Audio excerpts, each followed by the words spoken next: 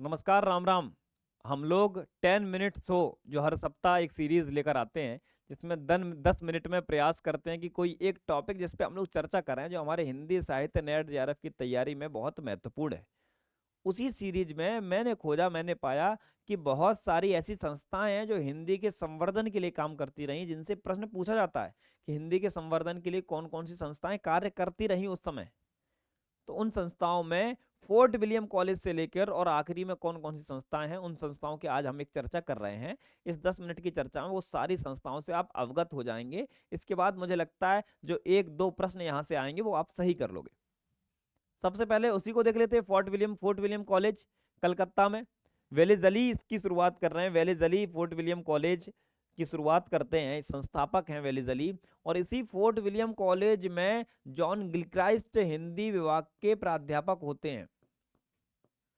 John Gilchrist जो है, हम जानते हैं जब हम हिंदी साहित्य में, जब हम लोग प्रारंभ में खड़ी बोली का आरंभ पढ़ते हैं तब इनको पढ़ते हैं। ये भाका विभाग के अध्यक्ष, भाका विभाग को ही हिंदी कहते हैं, तो ये हिंदी विभाग के अध्यक्ष हुआ करते थे।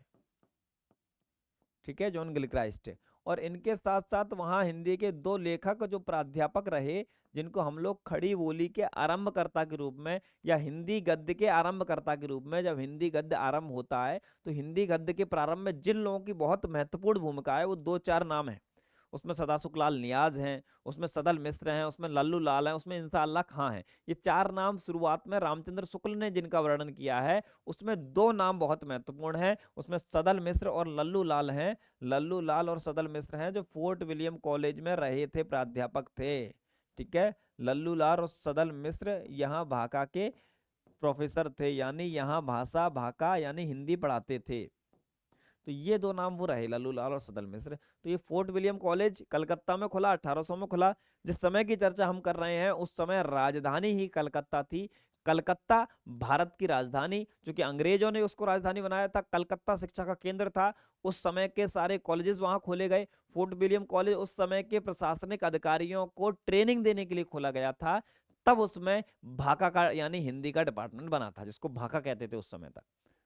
कलकत्ता हिंदू कॉलेज 1817 में, सबसे पुरानी संस्था है हिंदी के लिए कार्य करने वाली, सबसे पुरानी संस्थाओं में 1817 का हिंदू कॉलेज कलकत्ता।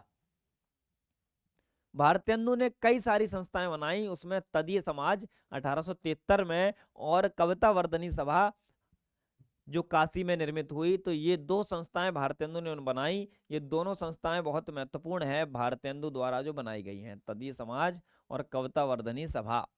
भारतेंदु हरिश्चंद्र, जो जिनके बारे में हमेशा कहता हूं कि ये बहुत प्रभावित करने वाले लेखक हैं, सिर्फ 35 साल की आयु जिए और इनका लेखन कार्य 17-18 साल रहा।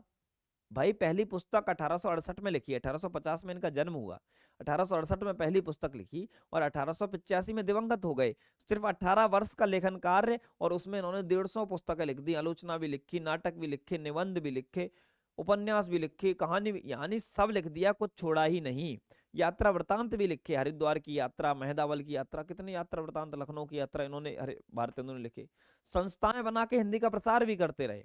बालाबोधिनी पत्रिका, हरिश्चंद्र मैगजीन और ऐसी पत्रिकाएं भी इन्होंने संपादित की। एक बड़ा काम भारतेंदु ने हिंदी के उत्थान के लिए किया। तो कविता वर्धनी सभा और तदीय समाज, उसी उपक्रम में ये संस्थाएं बनाई गई।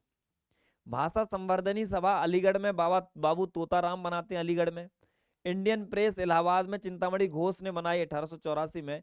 हिंदी उद्धारणी प्रतिनिधि सभा प्रयाग में 1884 में बनती है। ये 200 साल पहले हिंदी के लिए काम हो रहा है। उस समय हिंदी के लिए प्रयत्न करने वाली कौन कौन सी संस्थाएं थी, प्रश्न ये पूछा जाता है। नागरी प्रचारणी सभा काशी में 1893, बहुत महत्वपूर्ण, सबसे ज्यादा महत्वपूर्ण ये है, श्याम सुंदर दास, रामनारायण मिश्र और शिव कुमार सिंह, ये इससे जुड़े रहे। श्याम सुंदर दास, रामनारायण मिश्र और शिव कुमार सिंह। तो श्याम राम नारायण मिश्र इनका आर और श्याम सुंदर दास का एस और शिव कुमार सिंह का एस। तो ये आरएसएस, ये तीन लोग हैं। ये तीनों लोग नागरिक प्रचारणी सभा से जुड़े थे। इसको दूसरी जगह मत ले जाना, ये केवल याद करने के लिए आपको ट्रिक बताई है कि ये तीनों आरएसएस हैं, रामनारायण मिश्र, श्याम सुंदर दास और शिव कुमार सिंह, जिससे आपको याद हो जाए कि ये 3 लोग हैं जो नागरिक प्रचारणी सभा का निर्माण कर रहे हैं, बना रहे हैं। जो नागरिक प्रचारणी सभा ने हिंदी के जितने भी पांडुलिपियां थी उन सबको देश भर से, दुनिया भर से एकत्रित किया, उनको संपादित किया। सब कवियों के पूरी पूरी गाथाएं उन कवियों ने जितनी लिखी हैं वो सब इन्होंने संपादित की, ग्रंथावलियां कवियों की। तो ये पूरा काम नागरिक प्रचारणी सभा ने बड़ा काम उस समय किया। कवि समाज बाबा सुमेर सिंह बनाते हैं आजमगढ़ में। ठीक, आगे आ जाओ। अब रसिक समाज कानपुर में बनता है। हिंदी साहित्य सम्मेलन प्रयाग में मदन मोहन मालवीय बनाते हैं। यह भी बहुत महत्वपूर्ण संस्थाओं में से है। तो यहाँ महत्वपूर्ण संस्थाओं में एक मैंने नागरिक प्रचारणी सभा का जिक्र किया, ये हिंदी साहित्य सम्मेलन भी बड़ी महत्वपूर्ण संस्था बनी। इस हिंदी साहित्य सम्मेलन का ही एक बार सभापति बनकर महात्मा गांधी गए हुए थे। इसके ही सभापति एक बार प्रेमचंद बने। तो इसके सभापति कई बड़े बड़े लेखक बने कई बार। तो हिंदी साहित्य सम्मेलन प्रयाग में बना, 1910 में ये संस्था बनती है और मदन मोहन मालवीय इसको बनाते हैं। ठीक है, हिंदी के लिए काम करने वाले, हिंदी को राजभाषा बनाओ, ऐसी बात मदन मोहन मालवीय ने ही प्रारंभ से कहना शुरू की थी। ठीक, भारतेंदु नाटक मंडली काशी, भारतेंदु नाटक मंडली काशी बनती है, उनके कुछ चेले बनाते हैं शिष्य। दक्षिण भारत हिंदी प्रचार सभा मद्रास में महात्मा गांधी ने बनाई, हिंदी के प्रचार करने के लिए, हिंदी हमारी राष्ट्रभाषा बने, राजभाषा बने, हिंदी का प्रचार हो। ये काम महात्मा गांधी कर रहे हैं, जबकि महात्मा गांधी का कोई ऐसा काम मतलब वो तो देश के बड़े नायक थे, देश को आजाद कराने में लगे थे, लेकिन भाषा के लिए भी उनका ये समर्पण कि वो हिंदी के लिए कार्य वो कर रहे थे, है ना। एक गुजराती भाषी व्यक्ति जो हिंदी को आगे बढ़ाना चाहता है।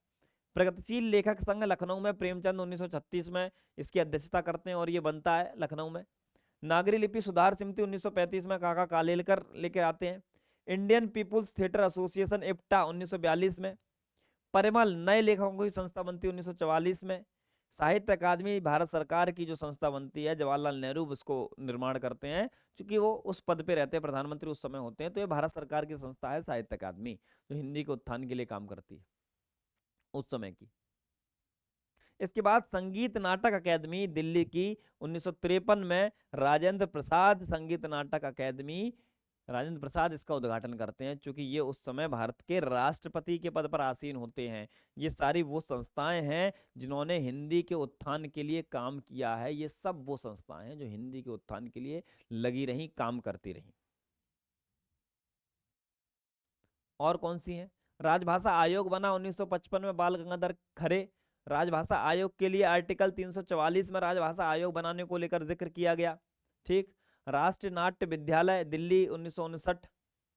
साहित्यकार संसद इलाहाबाद महादेवी वर्मा बनाती, साहित्यकार संसद महादेवी वर्मा इलाहाबाद में रहती थी, वहीं उन्होंने साहित्यकार संसद नाम की संस्था बनाई, हिंदी के उत्थान के लिए वो काम करे, ऐसा प्रयास इनका था। आज भी वहां इलाहाबाद जाएं तो घूमने वहां जा सकते हैं, साहित्यकार संसद बनी हुई है। तो इलाहाबाद वासी एक बार जरूर देख रहे हैं, जिससे उनको कम से कम ध्यान रहे।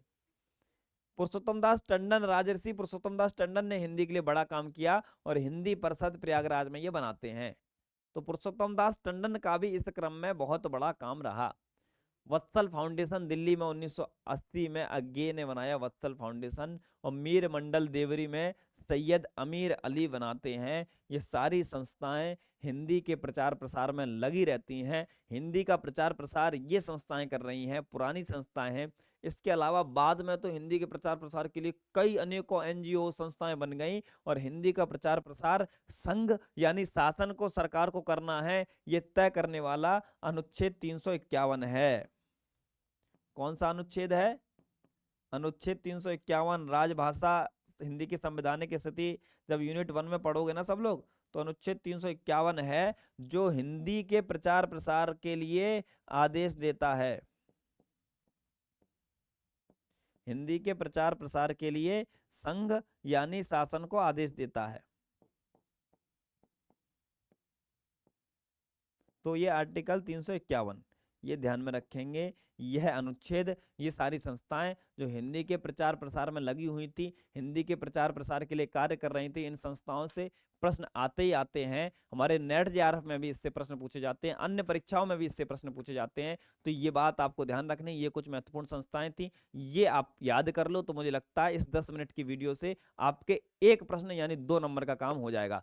चलो, आज की राम राम, आज की राधे राधे, ध्यान रखो।